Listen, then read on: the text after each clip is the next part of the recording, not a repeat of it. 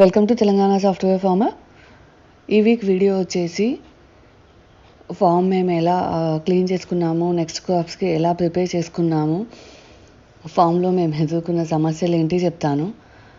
So last week మీకు groundnuts గురించి చెప్పే ముందు వీడియోలో నేను చెప్పాను, ఆ మధ్యలో మాకు రావడం కొంచెం లేట్ అయ్యేసరికి ఫామ్ కొంచెం అదుపు తప్పిందనమాట. ఎక్కడ చూసినా గడ్డి, దారిలో కూడా గడ్డి, ఏదైతే మనం క్రాప్ వేసామో అందులో కూడా గునుగు ఎక్కువ వచ్చేసింది. సో ఆ కలుపు నివారణ అది టైంకి జరగక అటు ఇటు అయిపోయిందనమాట ఈసారి ఫామ్. మేము వచ్చి ఉంటే ఖచ్చితంగా మానిటర్ చేసి దాన్ని టేక్ కేర్ చేసేవాళ్ళం. కానీ మేము కొంచెం వర్క్ బిజీ వల్ల రాకపోవడం వల్ల ఫామ్ అయితే నాకు మొత్తం, నేను ఒక డ్రీమ్లా చూస్తా దాన్ని, అది మొత్తం అలా అయిపోయేసరికి నాకు కూడా బాధ అనిపించింది. కాకపోతే గ్రౌండ్నట్స్ హార్వెస్ట్ మన కళ్ళ ముందు ఉంది. ఇప్పుడు దీన్ని క్లీన్ చేస్తూ కూర్చుంటే అది గ్రౌండ్నట్స్ పాడైపోతాయి. సో అట్లీస్ట్ వచ్చిన క్రాప్నన్నా తీసేసి తర్వాత దీన్ని క్లీనింగ్ ప్రాసెస్ చేద్దాము అని అనుకున్నాము. గ్రౌండ్నట్స్ హార్వెస్ట్ అయిపోయింది. సో ఆ తర్వాత ఇమీడియట్గా క్లీన్ చేయడం స్టార్ట్ చేసామన్నమాట. ఏదైతే దారిలో మొలిచిన గడ్డి, గునుగు ఏదైతే ఉన్నాయో అవి చేత్తోనే పీకేసాము. ఎందుకంటే అక్కడ ట్రాక్టర్ కానీ మీరు వీడర్ కానీ ఏది నడిపినా మళ్ళీ మట్టి మొత్తం లూజ్ అయిపోతుంది, గట్టిగా ఉండదు వెహికల్ వెళ్ళడానికి కూడా. మళ్ళీ వర్షం పడినా త్వరగా గడ్డి మొలుస్తుంది. సో అందుకని చెప్పి చేత్తోనే పీకేసాము అక్కడ ఉన్నది. తర్వాత ఏదైతే ఫామ్లో కూడా పొలంలో మనం మినుములు వేసిన దాంట్లో కానీ శనగలు వేసిన దాంట్లో కానీ గునుగు మొలిచింది కదా, ఆ గునుగు కూడా చేత్తోనే పీకిచ్చేసాము. ఎందుకంటే దాన్ని ట్రాక్టర్తో అన్నా కానీ దేంతో అన్నా కానీ మళ్ళీ రూట్స్ లోపల ఉండిపోయి నెక్స్ట్ క్రాప్కి కూడా ఇబ్బంది పెడుతుందేమో అని చెప్పేసి దాన్ని చేత్తోనే పీకిచ్చేసాము. అలా చేత్తో ఏదైతే ప్రాసెస్ చేయాల్సి ఉందో అక్కడ వరకు చేసాము. ఆ తర్వాత వీడర్ ఉంది కదా మన దగ్గర, ట్రై చేద్దాము వీడర్తో అనుకున్నాము. కానీ వీడర్ చిన్నది, ఇంత ఎత్తున పెరిగిపోతే మాత్రం ఖచ్చితంగా వీడర్ పనికి రాదు. ఒక సర్టెన్ హైట్ వరకు కొంచెం చిన్నగా ఉంటే మాత్రమే పనికొస్తుంది. ఇంత ఎక్కువ హైట్లో గడ్డి కానీ ఏమున్నా కూడా వీడర్తో నడిపితే అది దానికి చుట్టుపోతూ ఉంటుందన్నమాట టైర్లకి, మళ్ళీ అది అక్కడే స్ట్రక్ అయిపోద్ది. సో దానివల్ల మేమేం చేసాము, ఒక బ్రష్ కటర్ ఉంటే బెటర్. బ్రష్ కటర్తో ఇలా అనుకుంటూ వెళ్తే కట్ అయిపోతుంది గడ్డి, ఆ తర్వాత చిన్నగా అయిపోతుంది అది హైట్లో. యాక్చువల్గా బ్రష్ కటర్తోనే కింది వరకు కూడా కట్ చేయొచ్చు. ఒకవేళ లోపల నుంచి రూట్స్ నుంచి రావాలనుకుంటే కొంచెం వదిలేసి కొంచెం పై వరకు బ్రష్ కటర్తో చేసేసి ఆ తర్వాత అదంతా తీసి ఒక దగ్గర కుప్పేసి ఆ తర్వాత వీడియో నడపాలనుకుంటే నడుపుకోవచ్చు అనమాట. ప్లస్ గడ్డి అంత ఎత్తున పెరిగిపోయిన తర్వాత ఎవరైనా చేయి పెట్టి తీయాలి అన్నా కూడా ఇబ్బందే కదా. సో దానికని చెప్పి బ్రష్ కటర్ ఒకటి తీసుకున్నాం అనమాట. దాని ఇన్స్టాలేషన్ అది అగ్రోటెక్ది, అది కూడా రివ్యూస్ చూసి తీసుకున్నాము.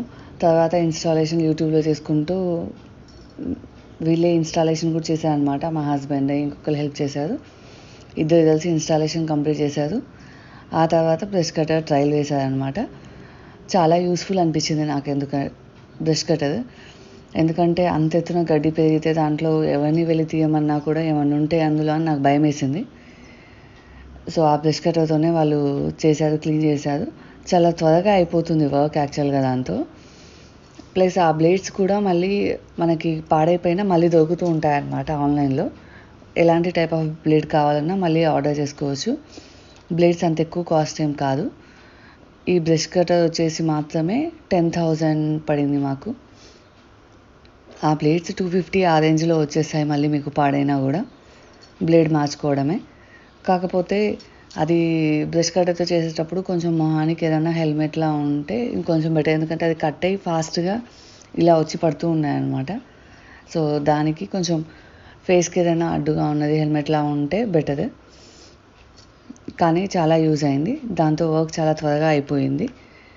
ఆ తర్వాత ఏదైతే ప్లేసెస్లో ట్రాక్టర్ వెళ్ళేదో అది బ్రష్ కటర్తో హ్యాండ్తో ప్రాసెస్ చేసాము.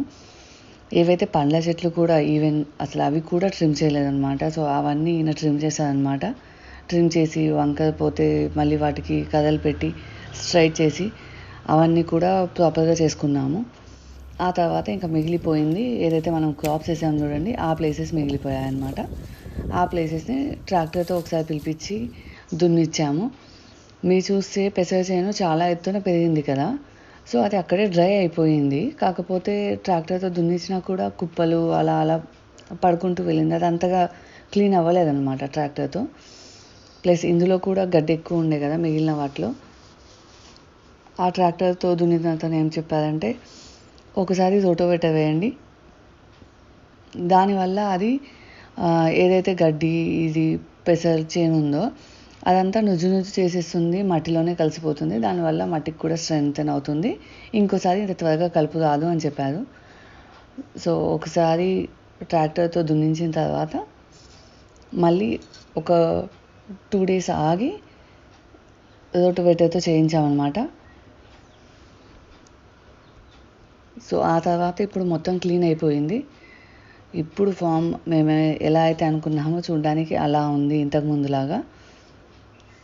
ఈ వర్క్ మొత్తం కూడా దగ్గరుండి చేయించుకోవాల్సి వచ్చింది. ఎందుకంటే మళ్ళీ మనం లేకపోతే ఎవరు కూడా వర్క్స్ అనేవి కంప్లీట్ చేయరు. మనం అనుకున్నట్టు ఉండదు, యాక్చువల్గా చేస్తారు కానీ పైన ఉంటాయి. సో ఇలాంటి సిచ్యువేషన్స్లో మాత్రం వెళ్ళి కొంచెం టైం స్పెండ్ చేయాల్సి వస్తుంది ఖచ్చితంగా. ఎక్స్ట్రా టైం అయినా పట్టొచ్చు, ఎందుకంటే ఇవన్నీ డిపెండ్స్ ఆన్ ద వెదర్ కదా. ఇప్పుడు మీరు దున్నించాలనుకున్నారు, వర్షం పడితే అవ్వదు. సో ఇలా డిపెండ్స్ ఆన్ వెదర్. మన వర్కర్స్ ఏ టైంకి వస్తారు, ఎప్పుడు కంప్లీట్ చేస్తారన్న దాన్ని బట్టి కూడా ఉంటుంది. సో అలా ఎలా అయితే 1 weekలో ఫామ్ మొత్తాన్ని క్లీన్ చేసేసామన్నమాట. సో ఇప్పుడు నెక్స్ట్ క్రాప్స్ వేయడానికి మనం రెడీ. ఇంతకుముందు లాస్ట్ టైం క్రాప్స్ వేసేటప్పుడే మనం దీంట్లో పెంటమట్టి వేసాం కాబట్టి మళ్ళీ ఈ క్రాప్కి అవసరం లేదు, ఇలానే వేయచ్చు సీడ్స్. ఇంకా వీడర్ ఉంది కాబట్టి ఇప్పుడు దాంతో ఏవైతే మనం ఇలా ఒక లైన్లు పెట్టుకొని వెళ్ళి వేస్తాం కదా, సో అలా లైన్స్ పెట్టి వేసి కందులు, మనకి 4 places ఉన్నాయి కదా, ఈ 4లో ఫస్ట్ కందులు, పల్లీలు, మంచి శనగలు, మిర్చి వేద్దాం అనుకుంటున్నాము. సో ఇప్పుడు మీకు చూపించినట్టు వీడియోతో అని కందులు వేసాము, పల్లీలు వేసాము, మంచి శనగలు చల్లేసాము. నెక్స్ట్ వీక్ వీడియోస్లో మీకు మిర్చి క్రాప్ వేసింది చూపిస్తాను.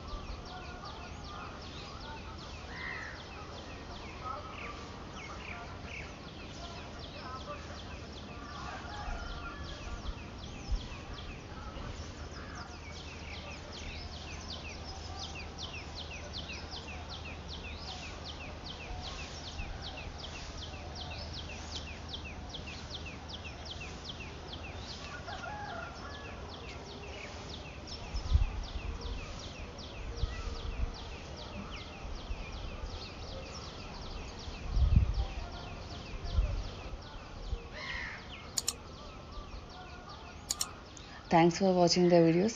Please like and subscribe to our channel.